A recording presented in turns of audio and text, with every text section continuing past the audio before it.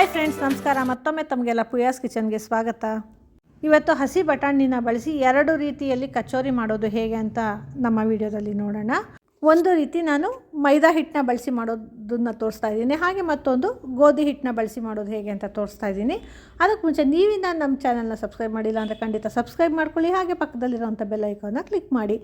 ಹಾಗೆ ಫೇಸ್ಬುಕ್ ಮತ್ತು ಇನ್ಸ್ಟಾದಲ್ಲಿ ಕೂಡ ನಮ್ಮ ಪೇಜ್ನ ಫಾಲೋ ಮಾಡಿ. ಹಾಗಿದ್ರೆ ಇವಾಗ ಹಸಿ ಬಟಾಣಿಯ ಕಚೋರಿ ಮಾಡೋದು ಹೇಗೆ ಅಂತ ನೋಡೋಣ ಬನ್ನಿ. ಇದಕ್ಕೆ ಮೊದಲಿಗೆ ನಾನು ಮೈದಾ ಹಿಟ್ಟಿಂದ ಮಾಡೋದನ್ನ ತೋರಿಸ್ತಾ ಇದ್ದೀನಿ. ಇದಕ್ಕೆ 1 ಕಪ್ಪಷ್ಟು ಮೈದಾ ಹಿಟ್ಟು ತೊಗೊಂಡಿದ್ದೀನಿ. ಅದಕ್ಕೆ ರುಚಿಗೆ ತಕ್ಕಷ್ಟು ಉಪ್ಪು, ಹಾಗೆ 1/4 ಟೀ ಸ್ಪೂನಷ್ಟು ಓಮ್ ಕಾಳು ಹಾಕ್ಕೊಂಡಿದ್ದೀನಿ. ಈ ಎಲ್ಲ ಪದಾರ್ಥಗಳನ್ನು ಚೆನ್ನಾಗಿ ಮಿಕ್ಸ್ ಮಾಡಿಕೊಂಡು ನಂತರ ಇದಕ್ಕೆ 2 ಟೇಬಲ್ ಸ್ಪೂನಷ್ಟು ಎಣ್ಣೆ ಹಾಕ್ಕೊಳ್ತಾ ಇದ್ದೀನಿ. ಇಲ್ಲಿ ಎಣ್ಣೆ ಕೂಡ ಹಾಕ್ಕೋಬೋದು ಅಥವಾ ತುಪ್ಪ ಅದು ಕೂಡ ಹಾಕ್ಕೋಬೋದು. ಸಾಮಾನ್ಯವಾಗಿ ಹೊರಗಡೆ ಅಂಗಡಿಗಳಲ್ಲಿ ಸಿಗೋ ಹತ್ರ ಡಾಲ್ಡಾ ಹಾಕಿ ಮಾಡ್ತಾರೆ, ಹಾಗಾಗಿ ಅವರ ಕಚೋರಿ ತುಂಬಾ ಕ್ರಿಸ್ಪಿಯಾಗಿರುತ್ತೆ. ಈಗ ನೋಡಿ, ಎಣ್ಣೆ ಎಲ್ಲ ಚೆನ್ನಾಗಿ ಮಿಕ್ಸ್ ಆಗೋ ರೀತಿ ಈ ರೀತಿ ಉಜ್ಜಿ ಮಿಕ್ಸ್ ಮಾಡ್ಕೋಬೇಕು. ಹೀಗೆ ಮಿಕ್ಸ್ ಮಾಡಿದಾಗ ಈ ರೀತಿ ಹಿಡಿ ಹಿಡಿದಾಗ ಅದು ಹಿಡಿ ಬರಬೇಕು, ಆಗ ಅದು ಕನ್ಸಿಸ್ಟೆನ್ಸಿ ಕರೆಕ್ಟಾಗಿದೆ ಅಂತ. ಈಗ ಇದಕ್ಕೆ ಸ್ವಲ್ಪನೇ ನೀರು ಹಾಕ್ಕೊಂಡು ಕಲಿಸ್ಕೊತಾ ಇದ್ದೀನಿ. ಒಂದೇ ಸರಿ ಜಾಸ್ತಿ ನೀರು ಹಾಕ್ಕೋಬೇಕಂದ್ರೆ ಸ್ವಲ್ಪ ಹಾಕ್ಕೊಂಡು ಕಲಿಸ್ಕೊಳ್ಳಿ. ಹಾಗೆ ಮಾಡೋದ್ರಿಂದ ಹಿಟ್ಟು ಕೂಡ ಚೆನ್ನಾಗಿ ನಾದ್ದಂಗೆ ಆಗುತ್ತೆ, ಹಾಗೆಯೇ ಹದ ಕೂಡ ಚೆನ್ನಾಗಿ ಬರುತ್ತೆ. ಇದು ಚಪಾತಿ ಹಿಟ್ಟಿನ ಹದಕ್ಕೆ ಬಂದರೆ ಸಾಕು.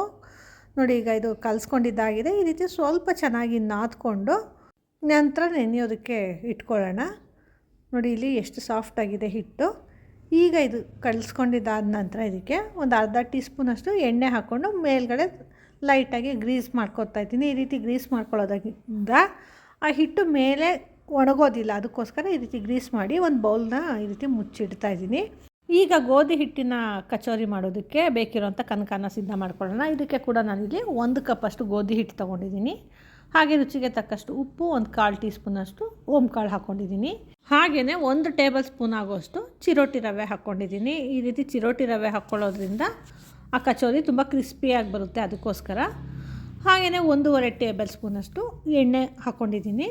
ಇದನ್ನ ಕೂಡ ಅಷ್ಟೇ ಚೆನ್ನಾಗಿ ರಬ್ ಮಾಡಿ ಕಲಿಸ್ಕೋಬೇಕು. ಹಾಗೆ ಹದ ಕೂಡ ಅಷ್ಟೇ, ಹಿಡಿ ಹಿಡಿದ್ರೆ ಹಿಡಿ ಬರಬೇಕು, ಆ ರೀತಿ ಹದ ಬಂದ ನಂತರ ಸ್ವಲ್ಪನೇ ನೀರು ಹಾಕ್ಕೊಂಡು ಚಪಾತಿ ಹಿಟ್ಟಿನ ಹದಕ್ಕೆ ಕಲಿಸ್ಕೋಬೇಕು. ಈಗ ನೋಡಿ, ಇದು ಈ ರೀತಿ ಸ್ವಲ್ಪ ಹಾಕ್ಕೊಂಡು ಚೆನ್ನಾಗಿ ನಾದ್ಕೊಂಡು ಕಲಿಸ್ಕೋಬೇಕು. ಹಾಗೆಯೇ ಇದನ್ನು ಕೂಡ ಅಷ್ಟೇ ಮೇಲೆ ಸ್ವಲ್ಪ ಎಣ್ಣೆ ಹಾಕಿ ನಂತರ ಗ್ರೀಸ್ ಮಾಡಿ ಒಂದು ಬೌಲ್ ಕ್ಲೋಸ್ ಮಾಡಿ ಇಟ್ಕೋಬೇಕು. ಮೇಲುಗಡೆ ಹಿಟ್ಟು ಡ್ರೈ ಆಗದೆ ಇರೋ ರೀತಿ ಈ ರೀತಿ ಗ್ರೀಸ್ ಮಾಡ್ಕೊತಾ ಇರೋದು. ಈಗ ನೋಡಿ, ಇದು ಸ್ವಲ್ಪ ನೆನಿಲಿ, ಅಷ್ಟೊತ್ತಿಗೆ ನಾವು ಇದಕ್ಕೆ ಬೇಕಿರೋಂಥ ಸ್ಟಫಿಂಗ್ನ ಸಿದ್ಧ ಮಾಡ್ಕೊಳ್ಳೋಣ. ಇಲ್ಲಿ ಒಂದು ಪ್ಯಾನ್ಗೆ 2 ಟೀ ಸ್ಪೂನಷ್ಟು ಎಣ್ಣೆ ಹಾಕ್ಕೊಂಡಿದ್ದೀನಿ. ಹಾಗೆ 1.5 ಕಪ್ಪಷ್ಟು ಹಸಿ ಬಟಾಣಿನ ಹಾಕ್ಕೊಂಡಿದ್ದೀನಿ. ಹಸಿ ಬಟಾಣಿ, ಫ್ರೆಶ್ ಆಗಿರೋಂಥ ಹಸಿ ಬಟಾಣಿ ಆದರೂ ಹಾಕ್ಕೋಬೋದು, ಅಥವಾ ಸೀಸನ್ ಇಲ್ಲ ಅಂದಾಗ ಫ್ರೋಝನ್ ಪೀಸ್ ಕೂಡ ಹಾಕ್ಕೋಬೋದು. ಹೀಗೆ ಹಸಿ ಬಟಾಣಿ ಹಾಕ್ಕೊಂಡು ಅದು ಹಸಿ ವಾಸನೆ ಎಲ್ಲ ಹೋಗೋ ರೀತಿ ಚೆನ್ನಾಗಿ ಫ್ರೈ ಮಾಡ್ಕೋಬೇಕು. ಈ ಅಳತೆಯಲ್ಲಿ ಬಟಾಣಿ ಹಾಕ್ಕೊಂಡ್ರೆ ನಾನು ಮಾಡಿರೋಂಥ ಕಚೋರಿ ಇದು 8 ಕಚೋರಿ ಆಗುತ್ತೆ. ಹಾಗಾಗಿ 1 ಕಪ್ ಮೈದಾ ಅಥವಾ ಗೋಧಿ ಹಿಟ್ಟನ್ನ ತೊಗೊಂಡ್ರೆ 4 ಕಚೋರಿ ಮಾಡ್ಬೋದು.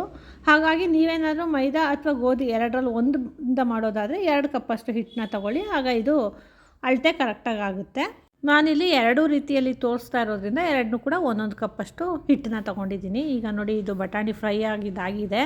ಈಗ ನೋಡಿ, ಮೇಲೆಲ್ಲ ವೈಟ್ ಚುಕ್ಕಿ ಥರ ಬಂದಿದೆ, ಹಾಗಾಗಿ ಈ ಬಟಾಣಿ ಸ್ವಲ್ಪ ಚೆನ್ನಾಗಿ ಫ್ರೈ ಆಗಿದೆ. ಈಗ ಇದು ಸ್ವಲ್ಪ ತಣ್ಣಗಾಗಲಿ, ಅಷ್ಟೊತ್ತಿಗೆ ಒಂದು ಚಾಪರ್ಗೆ ನಾನು 1 ಇಂಚಷ್ಟು ಶುಂಠಿ, ಹಾಗೆ ಒಂದು 4 ಎಸಳಷ್ಟು ಬೆಳ್ಳುಳ್ಳಿ, ಒಂದು 4 ಹಸಿಮೆಣಸಿನ್ಕಾಯಿ ಹಾಕ್ಕೊಂಡಿದ್ದೀನಿ. ಬೆಳ್ಳುಳ್ಳಿ ಇಷ್ಟಪಡಲ್ಲ ಅನ್ನೋರು ಬೇಕಾದರೆ ಸ್ಕಿಪ್ ಮಾಡ್ಕೋಬೋದು. ಈಗ ಇದನ್ನು ಸ್ವಲ್ಪ ತರ್ತರಿಯಾಗಿ ಗ್ರೈಂಡ್ ಮಾಡ್ಕೊಳ್ಳೋಣ. ಈ ರೀತಿಯ ಚಾಪರ್ ಇಲ್ಲ ಅಂದರೆ ಮಿಕ್ಸಿ ಜಾರ್ಗೆ ಹಾಕ್ಕೊಂಡು ಗ್ರೇಟ್ ಮಾಡ್ಕೋಬೋದು. ಈ ರೀತಿ ತರ್ತರಿಯಾಗಿ ಪುಡಿ ಮಾಡಿಕೊಂಡ್ರೆ ಸಾಕಾಗುತ್ತೆ. ಈಗ ನೋಡಿ, ಇದು ಆಗಿದೆ.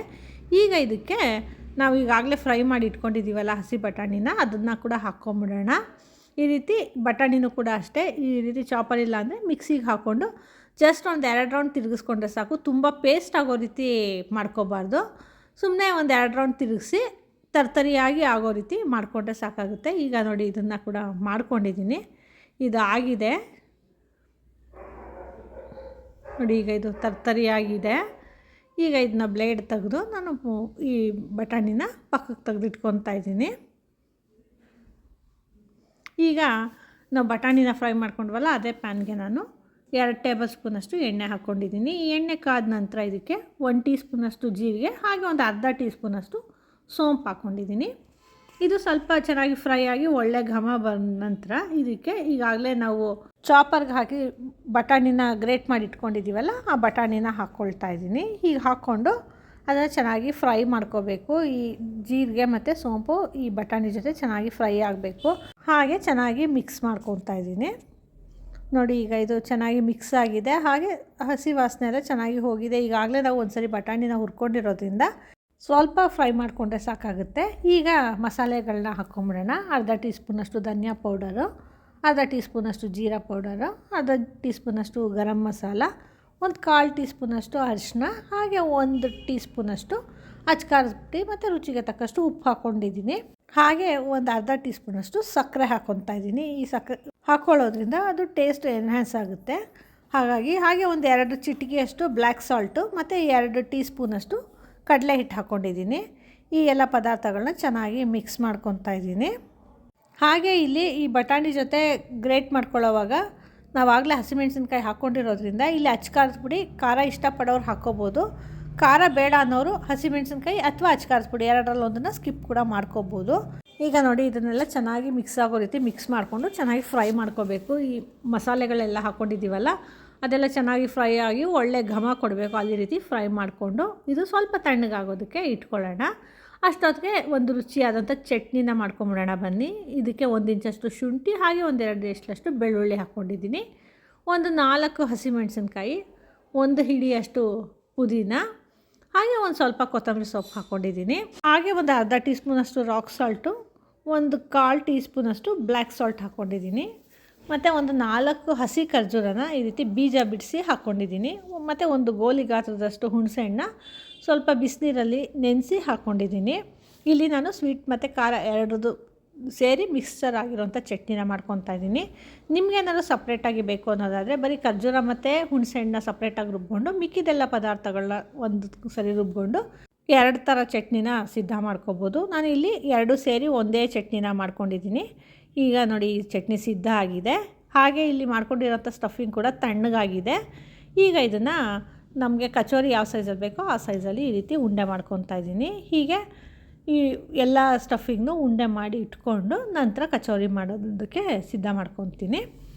ಈಗ ನೋಡಿ, ಇಲ್ಲಿ ಮೈದಾ ಹಿಟ್ಟನ್ನ ಕಲಸಿಟ್ಟಿದ್ವಲ್ಲ, ಅದು ಸ್ವಲ್ಪ ಚೆನ್ನಾಗಿ ನೆಂದಿದೆ. ಈಗ ಇದನ್ನು ಒಂದ್ಸರಿ ಲೈಟಾಗಿ ನಾದ್ಕೊಂಬಿಡಬೇಕು. ಈ ರೀತಿ ನಾದ್ಕೊಳ್ಳೋದ್ರಿಂದ ಅದು ಟೆಕ್ಸ್ಚರ್ ಚೆನ್ನಾಗಿ ಬರುತ್ತೆ.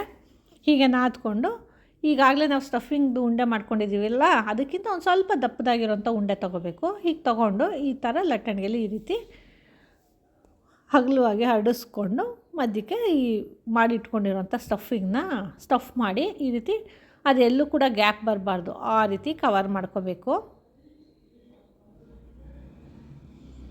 ಹಾಗೆ ಇಲ್ಲಿ ಎಕ್ಸ್ಟ್ರಾ ಬಂದಂಥ ಹಿಟ್ಟನ್ನ ಕೂಡ ತಗೊಂಬಿಡ್ಬೇಕು.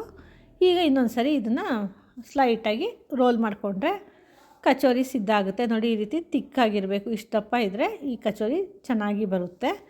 ಇದೇ ರೀತಿ ನಾನು ಎಲ್ಲ ಹಿಟ್ಟಿಂದನೂ ಈ ಕಚೋರಿನ ಮಾಡ್ಕೊತಾ ಇದ್ದೀನಿ. ಹಾಗೆ ಇಲ್ಲಿ ಈ ಫಿಲ್ಲಿಂಗ್ನ ಇಟ್ಕೊಳ್ಳೋವಾಗ ಅದು ಒಂಚೂರು ಕೂಡ ಗ್ಯಾಪ್ ಇಲ್ಲದಿರೋ ರೀತಿ ಕವರ್ ಮಾಡ್ಕೋಬೇಕು. ಯಾಕಂದರೆ ಗ್ಯಾಪ್ ಬಂದರೆ ಏನಾಗುತ್ತೆ, ಆ ಸ್ಟಫಿಂಗು ಹೊರಗಡೆ ಎಣ್ಣೆಗೆ ಬರೋಂಥ ಸಾಧ್ಯತೆ ಇರುತ್ತೆ, ಅಥವಾ ಅಲ್ಲಿ ಗ್ಯಾಪ್ ಬಂದಿರೋ ಹತ್ರ ಎಣ್ಣೆ ಫಿಲ್ಲಾಗಿ ಕಚೋರಿ ತುಂಬ ಎಣ್ಣೆ ಕುಡಿಯುತ್ತೆ. ಅದಕ್ಕೋಸ್ಕರ ನೋಡಿ, ಈ ರೀತಿ ನಾನು ಮಾಡಿರೋಂಥ ಅಷ್ಟು ಹಿಟ್ಟಲ್ಲಿ ಎಲ್ಲ ಕಚೋರಿನ ಸಿದ್ಧ ಮಾಡಿ ಇಟ್ಕೊಂಡಿದ್ದೀನಿ. ಈಗ ಎಣ್ಣೆ ಕೂಡ ಹದವಾಗಿ ಕಾದಿದೆ. ಹಾಗೆ ಇಲ್ಲಿ ಈ ಕಚೋರಿನ ಕರಿಯೋವಾಗ ಸಾಮಾನ್ಯವಾಗಿ ಮೀಡಿಯಮ್ ಫ್ಲೇಮಲ್ಲಿ ಅಥವಾ ಸಣ್ಣ ಉರಿನಲ್ಲಿ ಕರಿಬೇಕು. ಹೈ ಫ್ಲೇಮ್ ಮಾಡಿದ್ರೆ ಅದೇನಾಗುತ್ತೆ, ಹೊರಗಡೆಯಿಂದ ಸೀದಂಗೆ ಆಗುತ್ತೆ, ಆದರೆ ಒಳಗಡೆ ಬೆಂದಿರೋದಿಲ್ಲ. ಹಾಗಾಗಿ ಆದಷ್ಟು ಸಣ್ಣ ಉರಿನಲ್ಲಿ 2 ಕಡೆ ಚೆನ್ನಾಗಿ ತಿರುವು ಹಾಕ್ಕೊಂಡು ನಿಧಾನಕ್ಕೆ ಬೇಯಿಸಬೇಕು. ಹಾಗೆ ಇಲ್ಲಿ ಕಚೋರಿ ಬೇಯೋದಕ್ಕೆ ಸ್ವಲ್ಪ ಜಾಸ್ತಿನೇ ಟೈಮ್ ಹಿಡಿಯುತ್ತೆ. ಈಗ ನೋಡಿ, ಇದು 2 ಕಡೆ ಫ್ಲಿಪ್ ಮಾಡಿಕೊಂಡು 2 ಕಡೆ ಚೆನ್ನಾಗಿ ಹೊಂಬಡ ಬರೋ ರೀತಿ ಫ್ರೈ ಮಾಡ್ಕೋಬೇಕು. ನೋಡಿ, ಈಗ 2 ಕಡೆ ಬೆಂದಿದೆ. ಈಗ ಇದನ್ನು ಒಂದು ಟಿಶ್ಯೂಗೆ ತಗೊತಾ ಇದ್ದೀನಿ. ನೋಡಿ, ಎಣ್ಣೆ ಕೂಡ ಕುಡ್ದಿಲ್ಲ, ಆದರೆ ಎಷ್ಟು ಚೆನ್ನಾಗಿ ಉಬ್ಬಿ ಬಂದಿದೆ ಈ ಕಚೋರಿ. ಹಾಗೆ ಇಲ್ಲಿ ನಾನು ಗೋಧಿ ಹಿಟ್ಟಿನ ಕನಕನ ಕೂಡ ತೆಗೆದು ನೋಡ್ತಾ ಇದ್ದೀನಿ. ನೋಡಿ, ಅದು ಕೂಡ ಚೆನ್ನಾಗಿ ನೆಂದಿದೆ. ಈಗ ಅದನ್ನ ಕೂಡ ಚೆನ್ನಾಗಿ ನಾದ್ಕೊಂಡು ಈಗಾಗಲೇ ಮೈದಾ ಹಿಟ್ಟನ್ನು ಮಾಡಿದ್ವಲ್ಲ, ಅದೇ ರೀತಿ ಇದನ್ನ ಕೂಡ ಉಂಡೆ ಮಾಡಿಕೊಂಡು ಈ ಮಾಡಿಟ್ಕೊಂಡಿರೋಂಥ ಸ್ಟಫಿಂಗ್ನ ಒಳಗಡೆ ಫಿಲ್ ಮಾಡಿಕೊಂಡು ಕಚೋರಿನ ಸಿದ್ಧ ಮಾಡ್ಕೊತಾ ಇದ್ದೀನಿ.